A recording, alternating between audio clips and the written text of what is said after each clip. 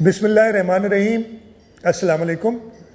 मैं यहाँ chief minister house में आज 22 मार्च को हमारे दोस्तों पाकिस्तान पीपल्स पार्टी के मेंबरान, पाकिस्तान तहरीक इंसाफ, पाकिस्तान मुस्लिम लीग नवाज़, मुत्तहिदा कौमी movement, grand democratic alliance, Jamaat Islami, अवामी नेशनल पार्टी और जमीयत उलमा इस्लाम के दोस्तों के साथ बैठा हूँ।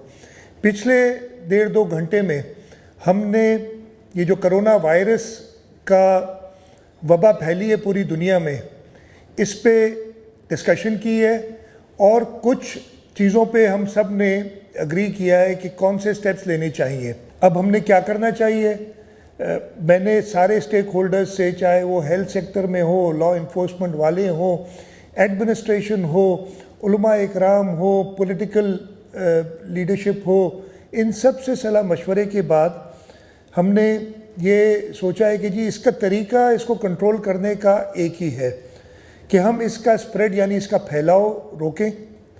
इसके फैलाव रोकने के लिए एक ही तरीका है, इसलिए कि ये वायरस एक शख्स से दूसरे शख्स में बहुत जल्दी ट्रांसफ़र और ट्रांसमिट हो जाता है, तो हम लोगों का मेल जोल कम से कम करें और इसका फैलाव हम सब ने ये इत्तेफाक किया है, फैलेगा तो ये ज़रूर, इसका फैलाव कम करें और इसके साथ साथ जो हमें टाइम मिले उसमें हम अपनी हेल्थ फैसिलिटीज़ को इम्प्रूव करें और ऐसा मौका ना आए कि हमारे पास पेशेंट ज़्यादा हो जाए और हमारी हेल्थ फैसिलिटी सफिशेंट ना हो।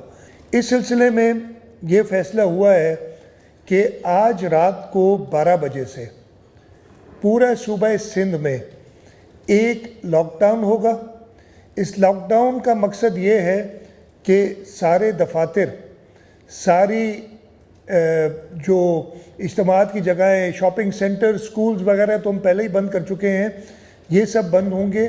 गैर ज़रूरी लोगों को बाहर निकलने की इजाज़त नहीं होगी। अगर किसी ने बाहर निकलना है तो उसके पास कोई जायज़ वजह होनी चाहिए। हमारी हद्दुल इम्कान कोशिश होगी कि खाने पीने की अशिया वाफर मकदार में मौसर हों और उनकी कीमतें भी कंट्रोल हों। दुकानों पे ये अशिया मुयस्सर करने की पूरी कोशिश करेंगे।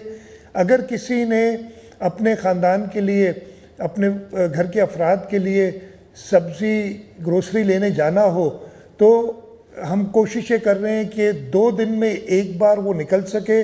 उसको भी मॉनिटर करने का तरीका है, जो शख्स भी बाहर निकलेगा वो अपना शनाख्ती कार्ड दिखाएगा, वो शनाख्ती कार्ड किसी भी लॉ इन्फोर्समेंट में वो एंटर हो जाएगा तो हमारे पास IT सहूलियात मौजूद हैं कि डेटाबेस में वो पता चल जाएगा कि जी ये 2 दिन से पहले तो दोबारा नहीं निकल रहा। अगर किसी शख्स को और इमरजेंसी है, कोई मरीज़ को अस्पताल ले जाना है, उसकी भी इजाज़त होगी। उस वक्त वो एक साथ 2 लोग जा सकते हैं और तीसरा अगर कोई गाड़ी में है, कोई टैक्सी है या कोई पब्लिक ट्रांसपोर्ट है तो उसका ड्राइवर भी हो सकता है।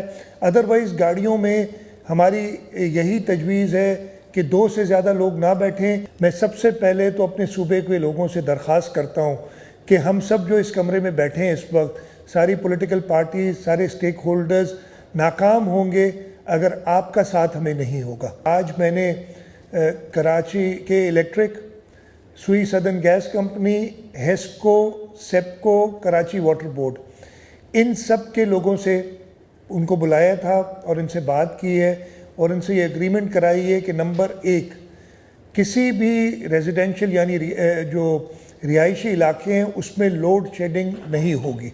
बिजली के बिलों के लिए 4,000 रुपये, यानी जिसका बिजली का बिल 4,000 या उससे कम आता है, हम समझते हैं कि वो ज़रा गरीब तबके से ताल्लुक़ रखता है, उसके बिजली का बिल इस महीने उससे नहीं लेंगे।